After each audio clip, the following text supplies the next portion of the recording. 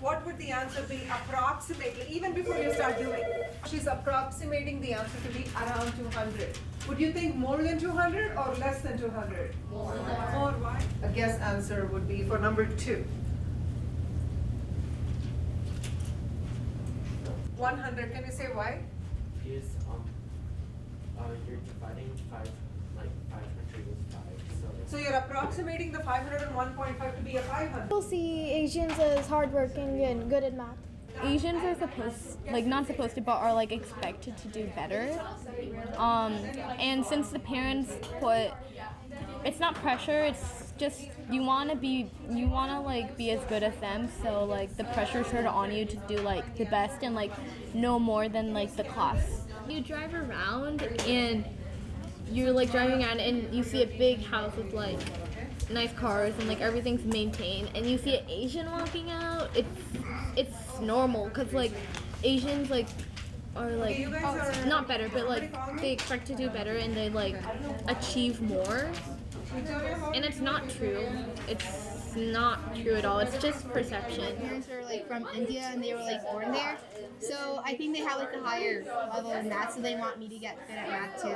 Indian says they have a B, then Indians around them say that's good, but then if an Indian person says they have a B, Indians around them say that's bad. So there's that kind of peer prejudice. 5 divided by 5. Even before we start, I want you to estimate an answer. Friend who's an Indian and they're not doing so well, but they're shy to ask the teacher for help and admit that they're struggling and that they need some guidance. So there's that kind of, I should be able to do this because I'm Indian. In one of my teachers in middle school, I got an A- on a test, and I was asking her, like, how did I do? And she's like, you did And so I was like, oh, okay. I think there's definitely a higher expectation from Indians especially in math class. I think other classes like writing or something, there wasn't so much of an expectation with Indians, but if we're looking at math classes, there was definitely like, you're Indian, you should know that, I'm gonna go and help this other kid who's not Indian. It's more of a, if I ask a question, they'll maybe shrug me off, but then if there's a white kid asking a question, there's more explanation for that, and that's what I've seen. The biggest issue, I think, for our student population is being stereotyped and being put in a certain frame that this is how all children of Indian origin function. So for example, the assumption is that every child from an Indian family loves math and science and is good at math and science. And both as a parent and as an educator, I know that that is not true, which makes it hard for them, because if there is a student who doesn't like math or science, there's a lot of additional pressure on them to keep up with everybody else, or to keep up with the expectation that their educators, the teachers have on them, or just their own parents and the community members that, oh, you must be good at science and you must be going to a certain college. Teachers' notes on my papers would just say stuff like, you had so much potential, why aren't you delivering that with the effort, you know? Sometimes I did feel like people did have expectations for me because of my race. So many papers back that said this is really, really bad, this is bad, but I didn't get the help that I needed that would make me improve. I think that we Asians are so good at doing all the math and science stuff that they like start with the more challenging stuff and they don't even touch like what we need to learn first. And I myself, I'm not too great at science, so I find it so hard when they start like going crazy with like some like long scientific words that I don't even understand. So actually some of my teachers, they say, oh, you go to Russian School of Math, you're so cool. Oh, you're so smart, you're so smart. If you go to Russian School of Math, you'll do so great in this class. And then they assume that all of us go to RSM, but we don't. They treat the non-Asian kids as if they're not smart, even though they are. I think since there is this model minority thing about Asians being academically like successful and being like the models of that, there is this like unspoken standard of holding Asians to a higher level of academic success. So especially when it came to stuff like SAT, ACT, all of that kind of stuff, even if like you got a good score on it and you personally think you did really well, like I was really proud of my score.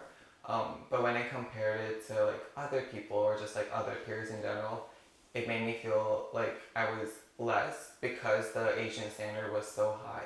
To some of my non-Asian friends who scored a little lower than me, but they were really happy and like no one really held them to a higher standard. So I felt that I was kind of, it pressurized me a lot when Asians were being held to such a high standard. It lowers your self-confidence and your esteem a lot. Like you begin to think that you're a little less smarter than your peers, which is definitely not the case. I know a lot of people, they feel really pressured to get the A because their parents really want them to.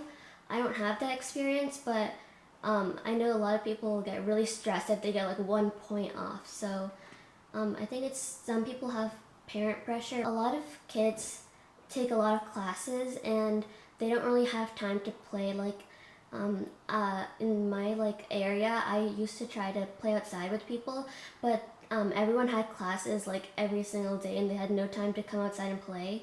So yeah, I think the parents kind of like put them in a lot of classes so they have no free time at all. Choosing my major for college, I wanted to do digital media art or graphic design, but my mom wanted me to do computer science, so that she just kept telling everyone, even though she knew I wasn't doing it, I was doing art, she kept telling everyone, oh, she's doing computer science.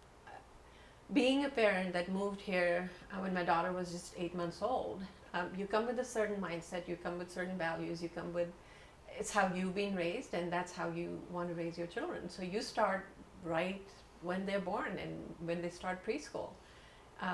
You know, there's a timeline, there's a pathway, you know, by this age you do this and these are the classes you take and these are the courses you have to attend and this should be your, you know, these are the AP classes. We kind of built that path for them and our children try to fit within that. They try to follow that path, which makes it challenging for them, and also I think it puts a lot of pressure on them. Yes, no, okay, let's see how much we remember. So we are going to start with these two warm-up. If they don't do well, like they're gonna yell at you, but then they're gonna hopefully understand. Yeah.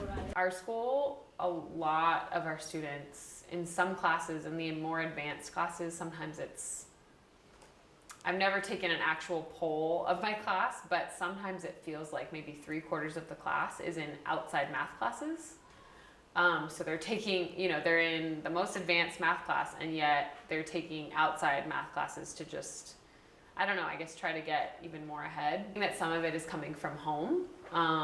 And then I believe that some of it comes from their peers. If I go to RSM, it'll help me get like ahead of like this class right now, because like we're right now we're learning like division stuff. But, like in RSM, we're learning like polynomials and monomials. I do think that like some students have made comments about like students who lived in India and are now here of like the competition that they're used to, and so just the competitive nature of school.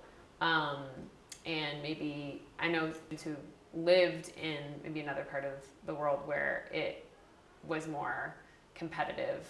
They can definitely bring that approach of like, this is how you succeed in life, this is how you get a good job, you need to be getting the best grades and be at the top of the class.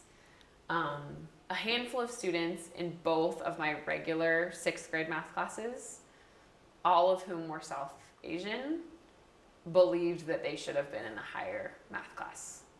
And the majority of students who like appeal for a higher placement are South Asian. South Asians, I do feel that there is a lot of parent pressure to do really well.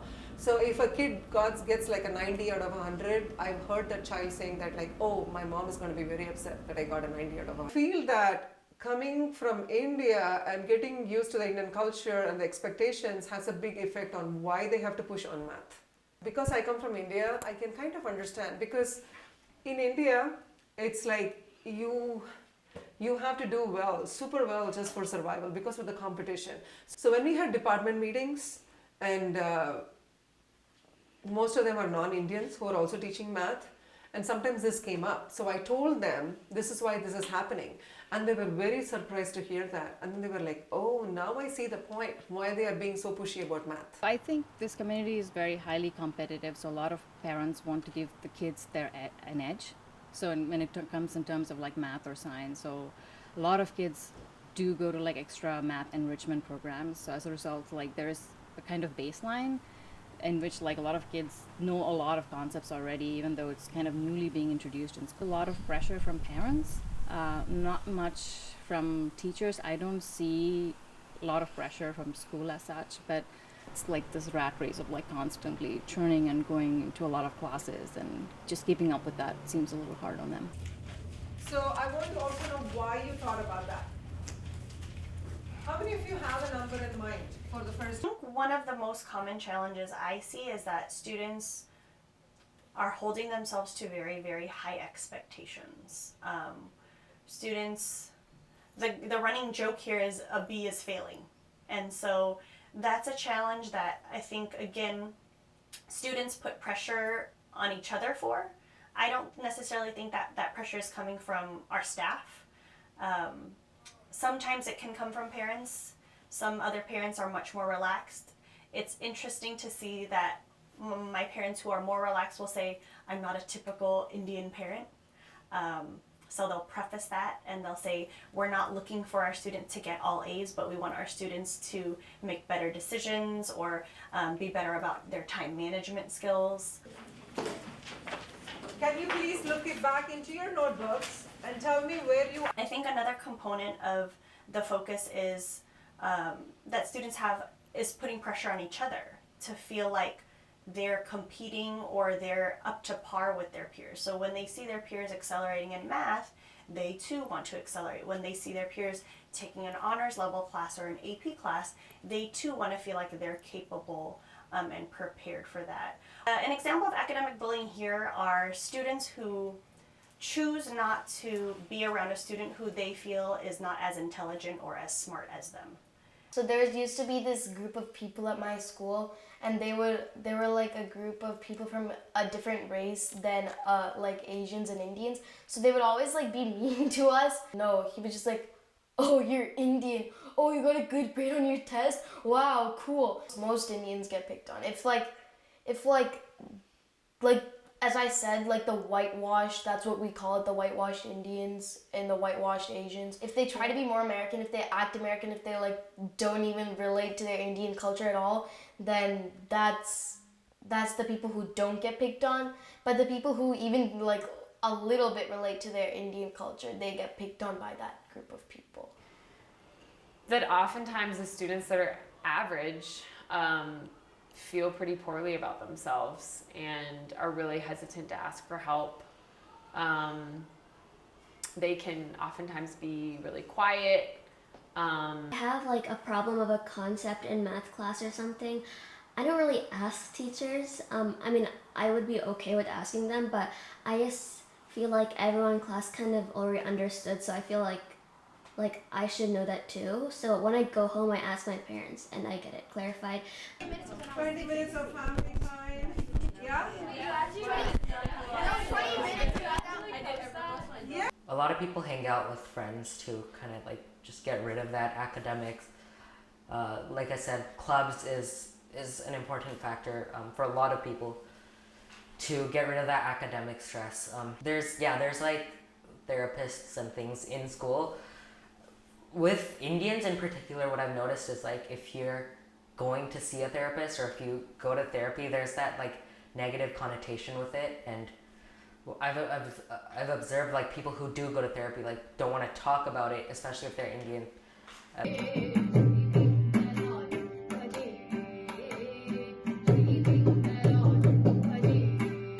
My teacher calls me Atreya. Mm-hmm.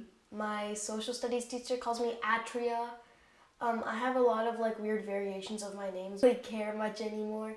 I used to care when I was like younger. I was like, no, it's Atreya, but now I don't really care. I can't really like control the way that people are gonna say my name because sometimes like they'll just get like pissed with me if I keep correcting them and keep correcting them and keep correcting them. So Tried telling them my name, but they just mispronounce it again. I had like a nickname I could go off of that you know, people didn't pronounce so many different ways, because a lot of times I get asked to, and then it's a big thing. Yeah. And I know as a South Asian parent, I have had to reset my thinking about how I'm raising my children in a world that is very different from the world that I was raised in.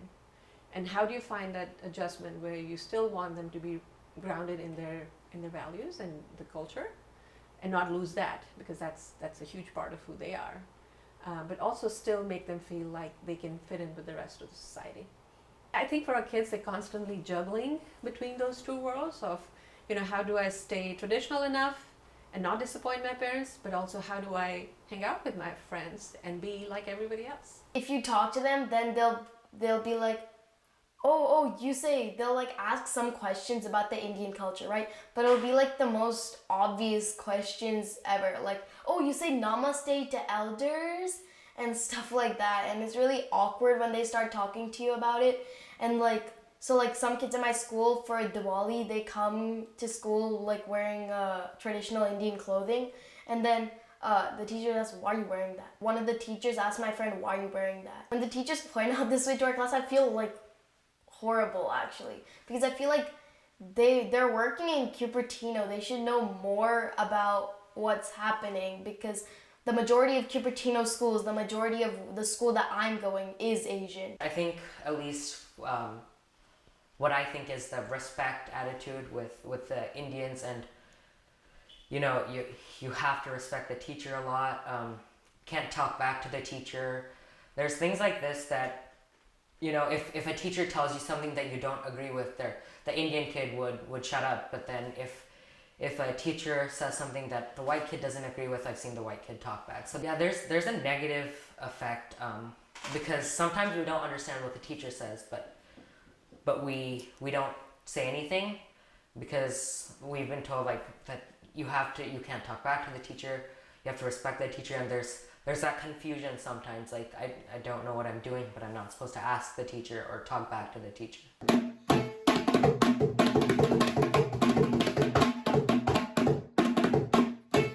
I like to call myself Indian American because I'm Indian, and I do all the like traditional stuff about the Indian culture, but I also grew up in America, so I have the American aspect of me too, so I call myself Indian American. Difference about Indian American and American American, I would say, I don't know, like what I think is just the food kind of, because like what you bring to school lunch, I don't know, because I'm like fine with bringing Indian food to lunch because a lot of people do that, but like I feel like calling yourself American American, maybe you would bring something less Indian to lunch. I try to keep it up by engaging my children in Indian traditional activities like music and Indian dance and things like that. For example, it's very common in Indian families for grandparents to visit and sometimes even take over the room of the child, right? So things like that happen to us as well.